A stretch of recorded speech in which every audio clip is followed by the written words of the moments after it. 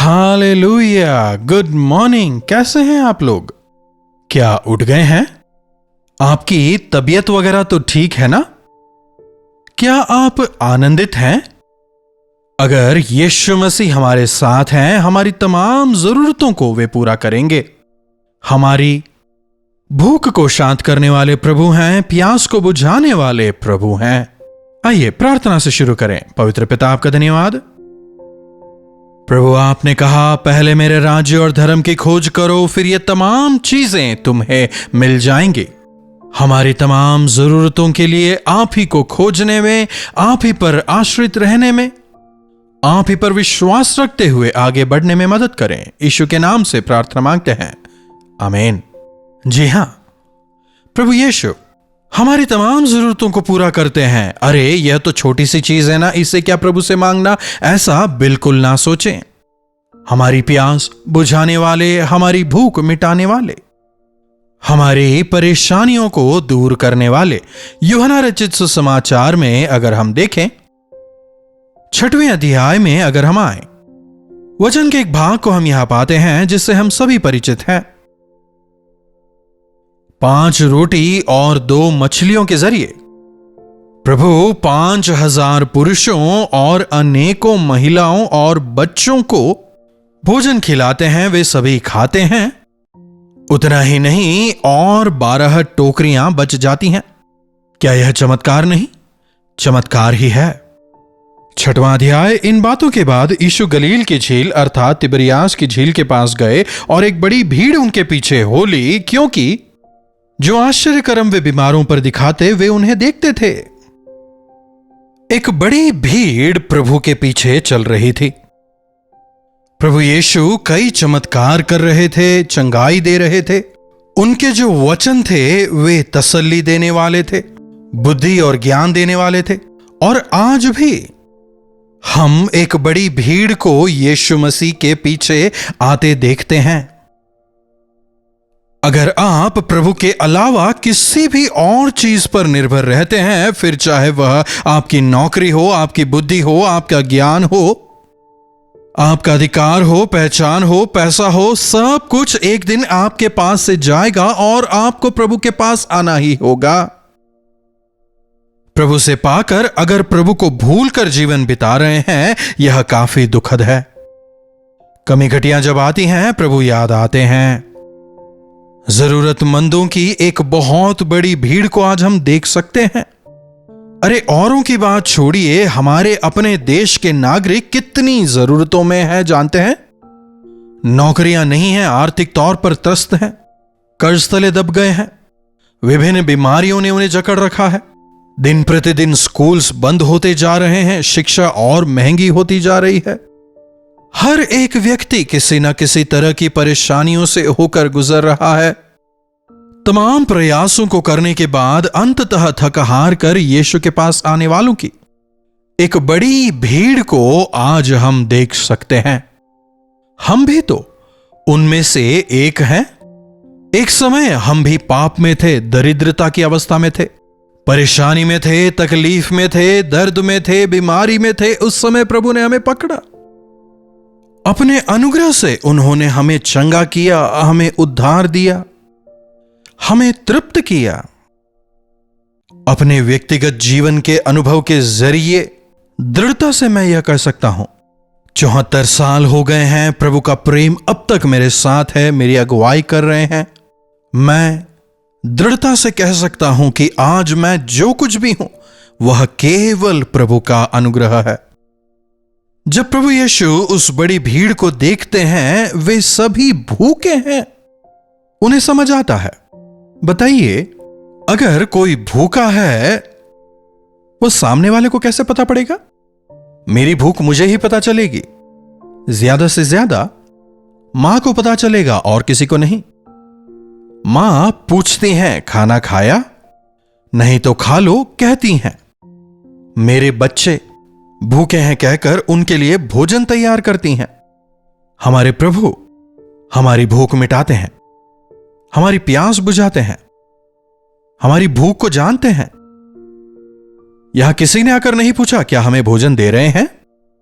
लेकिन उन्हें देखकर, उनके चेहरों को देखकर, उनके थके हुए मुखड़ों को देखकर प्रभु शिष्यों से कहते हैं, इन्हें कुछ खाने को दो।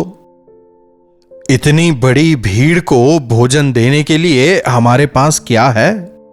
इतनी बड़ी भीड़ को भोजन कराने के लिए 200 दिनार का भोजन भी कम पड़ जाएगा कहते हैं।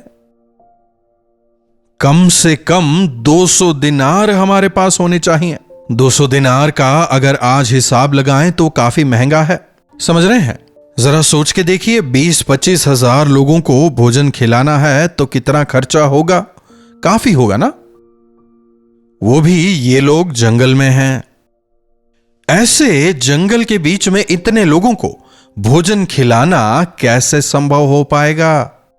इतने सारे लोगों को भोजन खिलाने के लिए खाली एक एक बिस्किट भी अगर खिलाएं तो भी बहुत पैसा चाहिए।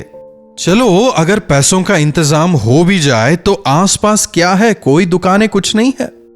यह कैसे संभव होगा? कहते हैं कई बार हमारी जिंदगियों में भी यह सवाल सामने उठ खड़ा होता है, इतने से पैसों में मैं घर कैसे चलाऊं? इतने से पैसों में मैं बच्चों के फीस कैसे पे करूं? आप भी आज यही सोचकर परेशान है ना?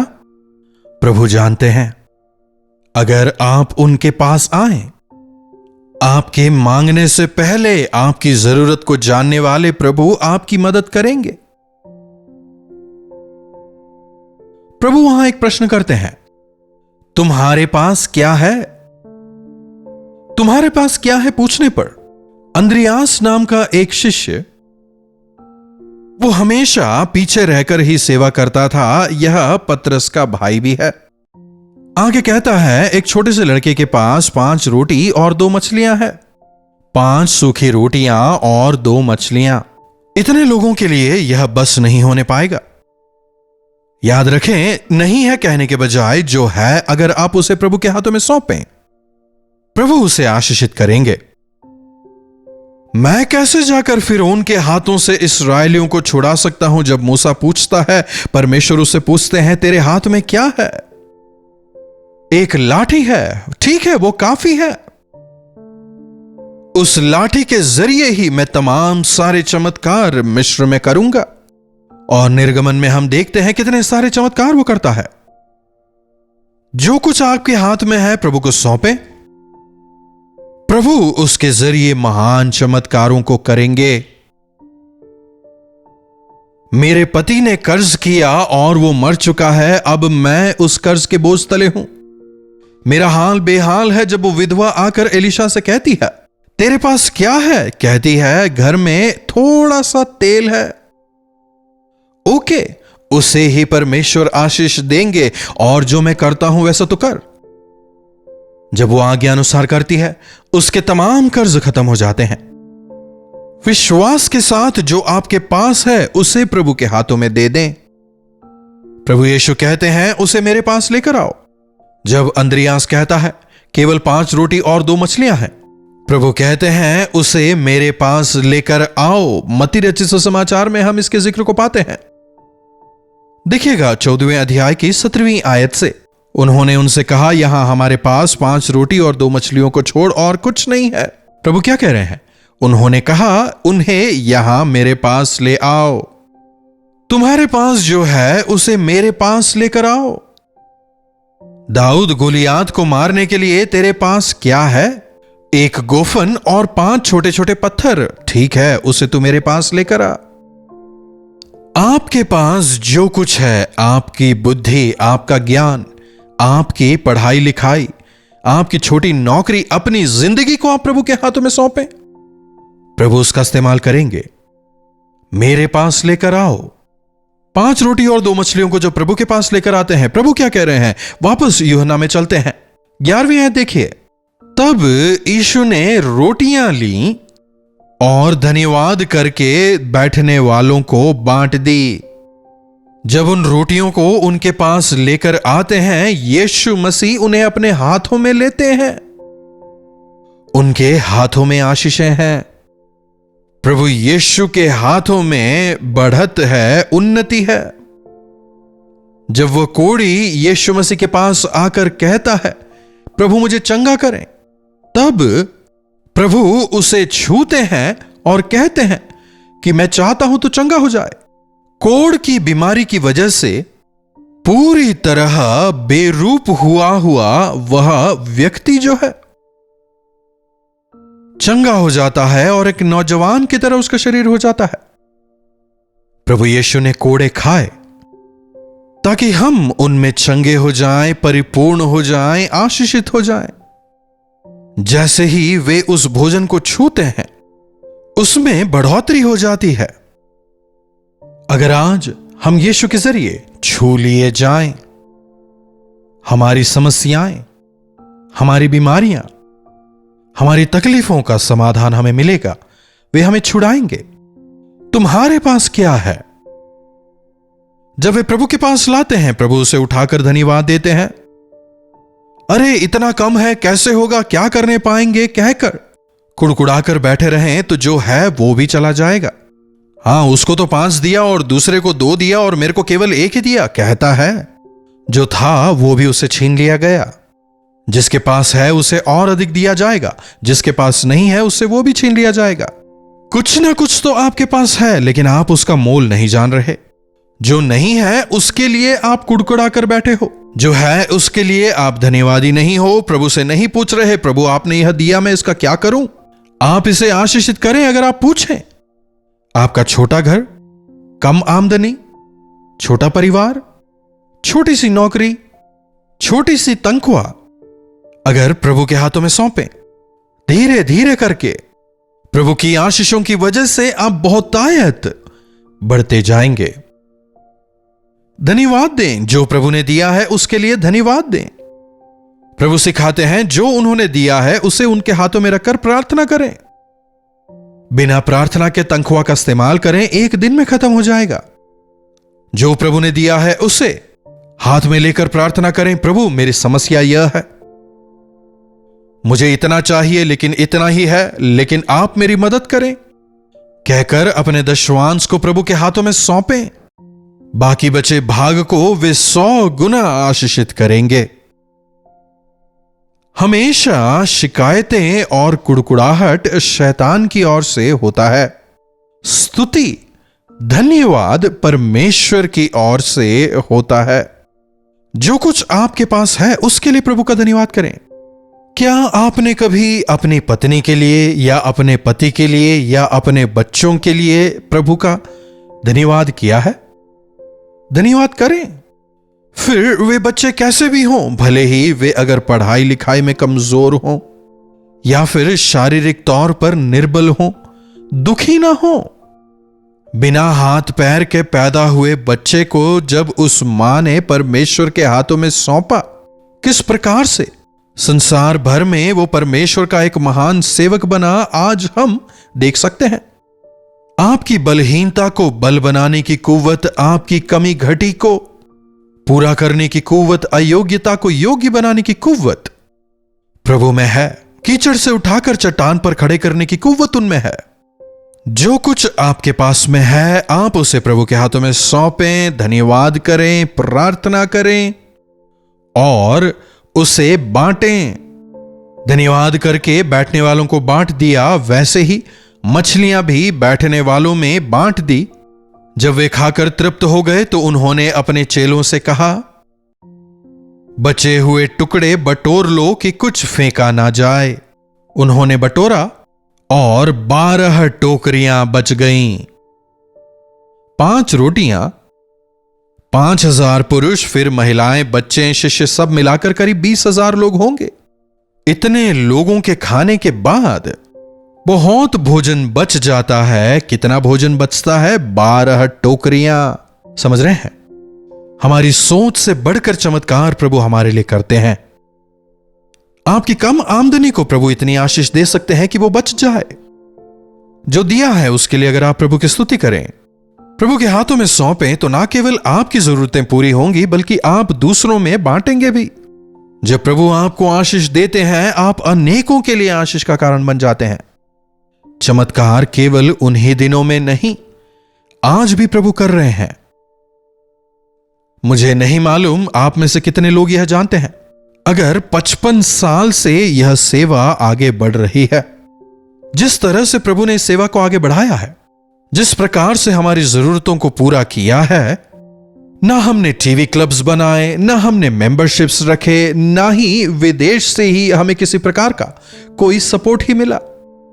जो भी भेंट आप लोग भेजते हैं, जितना आपसे बन पड़ता है जो आप भेजते हैं, जब हम उसे लेकर प्रभु के हाथों में सौंपते हैं, उसके जरिए प्रभु ने इतनी आशीष दी है। विभिन्न प्रकार की सेवकाई हो रही है, लगातार प्रभु चलाते आ रहे हैं। इसके लिए मैं प्रभु की स्तुति करता हूं।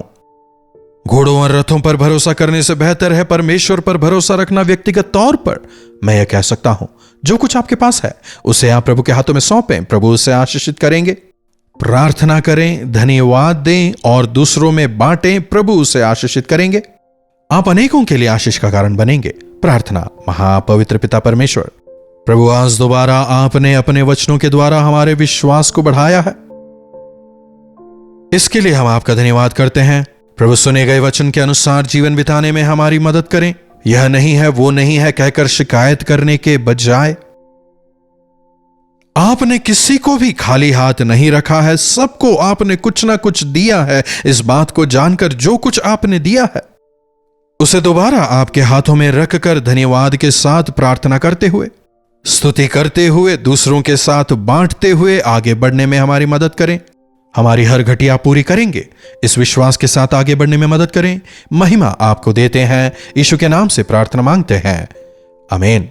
अब हमारे पिता परमेश्वर का प्रेम, प्रभु यीशु मसीह का अनुग्रह, पवित्र आत्मा की संगति और सहभागिता हम में से प्रत्येक के साथ आज, कल और सर्वदा बनी रहे, आमीन।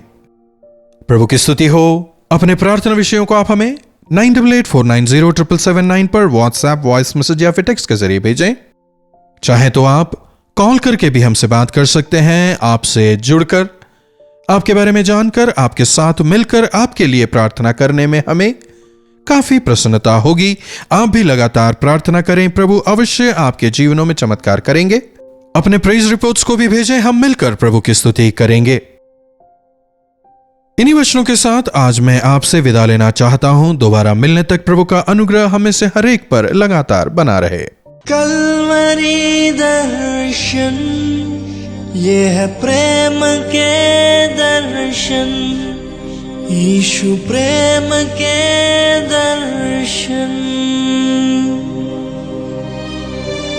कल्वरी दर्शन, ये है प्रेम के दर्शन, यीशु प्रेम